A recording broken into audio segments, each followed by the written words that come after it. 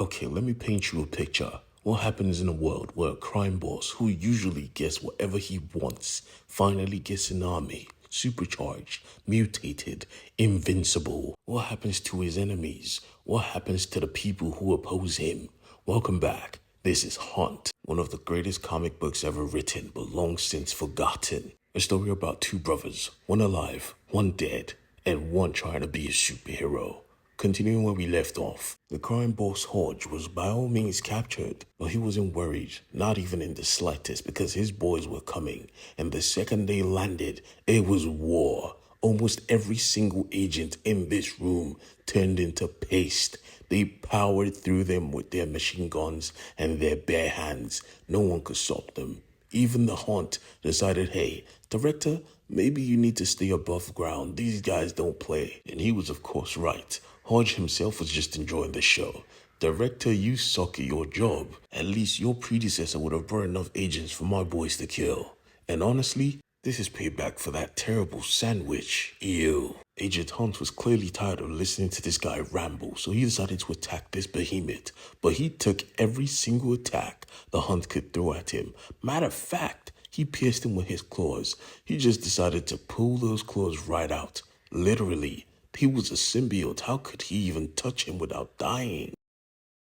The worst part, too, was the fact that he was trying to break his back. You're trying to break my back? Really? Everything was quickly turning upside down all at once, so the director decided to step forth. She jumped from her hidey hole and went straight for the boss, disregarding the fact that Hunt was fighting for his life, having to use every ounce of his strength just to put one of these creatures down. She made the bright move of going to attack their master. This was dumb on all senses. The boss even tried to explain to her that, yeah, they follow simple commands. This just messes their head up. She didn't want to listen until we heard a blam. Yup, there was a hole in her chest. One of these creatures had shot on her, and she was dying. Agent Hunt could never let that happen. He was quick. He knew what to do. He went straight for her, slung her over his shoulder, and made sure to escape. He was going to get his get back, but for now, she had to live. They had to leave the boss behind. He was done. No more games. Get me out of this chair. Let me leave this place now. He keeps on winning, and the agency keeps on losing. It was becoming bothersome, especially because now he tried to ask his brother if she was going to die, if he could see her ghost, but that's not how it works. Jesus Christ, just chill, alright? It's complicated. The other scientists in the room were just watching him go crazy. And honestly, it was understandable. No one else could see his brother, so it was like he was just talking to himself all the time. But you see, not only him was having a bad day. Nah, Amanda was going through it. She was mourning her marriage. Her husband was gone. She was alone. She was rich, but she was alone. Regardless, someone was watching. It was Mirage. You see, she was a kindred spirit. She lost the man she loved as well. Even if it was the same man, she felt like, hey, let me talk to her. She might be cool. But she wasn't the only person that was cool, because you see, the hooker from before, yeah, she now likes our boy Daniel. She caught feelings. She had handed him multiple L's before. All of a sudden now she wants him. She on his body. And honestly, he takes it. She was a baddie, so why would he say no? But you see, while he was flirting, the genius at the lab was discovering something new. Or rather, he was trying to. He wanted revenge. He didn't like this position. How the hell are we taking multiple L's from this douchebag?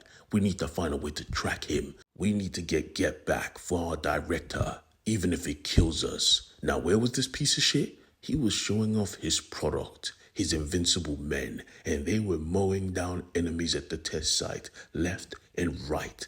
They were literally unstoppable. Now, to be expected, the buyers were impressed. They wanted loads of them.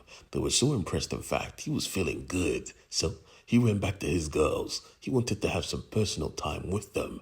He was supposed to be selling goods, and he was here thinking of women. Yeah, when the cat's away, the mice will play. The genius at the lab had made a discovery. Now they had a way to track him down. He was tired of taking L's. All of them were tired of the suffering. And worst of all, Mirage went to go see Amanda. What the hell? It had become apparent that things were reaching the boiling point. Even the bad guys thought their meeting was safe. Nah, the agency was already behind them.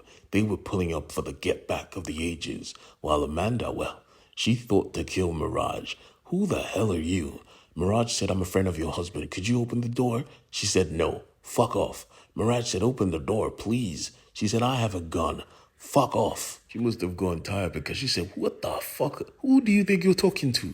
She kicked down the door, chased Amanda down like a freaking bloodhound, took the gun, and pinned her to the ground. My name is Mirage, and I used to sleep with your husband. Now chill.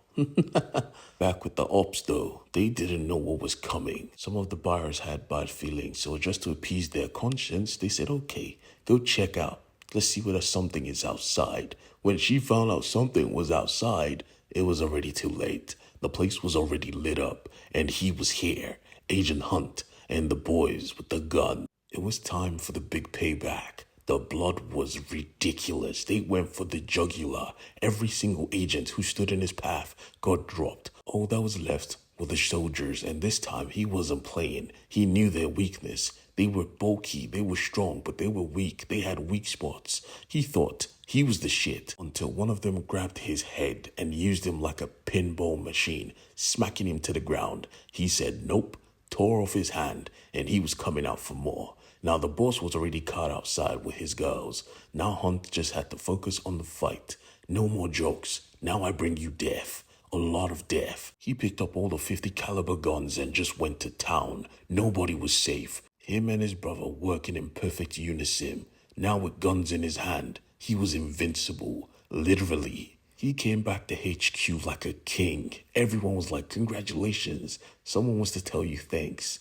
These piqued his interest. Who is this person? He got on the elevator and went down just to find out that Shorty was awake. The surgery was complete and she was happy with the results. You did good. Ask your brother. This is a big deal. He said, trust me, he knows. He even went to the genius. I was like, boy, you cracked the case. Thank you for finding those assholes. Now let's play some Call of Duty together. It was a good moment. Back with Mirage and Amanda though, they were finding out they were one and the same. Turns out Amanda was actually supposed to marry Daniel, and she cheated on him with his brother. So this was to be expected. Their marriage was not perfect. She was not perfect. She destroyed the brothers' relationship. She honestly deserved this. Mirage as well, because she went for a married man. Literally, they both the same. But you see, Daniel was a piece of shit because he had a roommate now.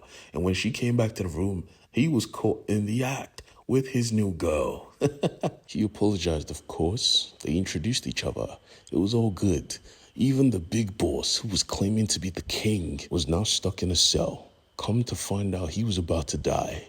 He couldn't be allowed to snitch. Of course, he killed the guard on the spot. But still, everything was going smooth. Daniel was going crazy. He woke up in the middle of the night after finishing his business and went to talk to his brother like, we cool. I mean, I know you took my girl and shit, but I mean, you saved my life. You changed my life. We alright. We good, bro. It was a shame it took him dying for them to reconnect, but they still connected. He actually tried to hug his brother this time, almost transforming. He had to say, chill, bruh.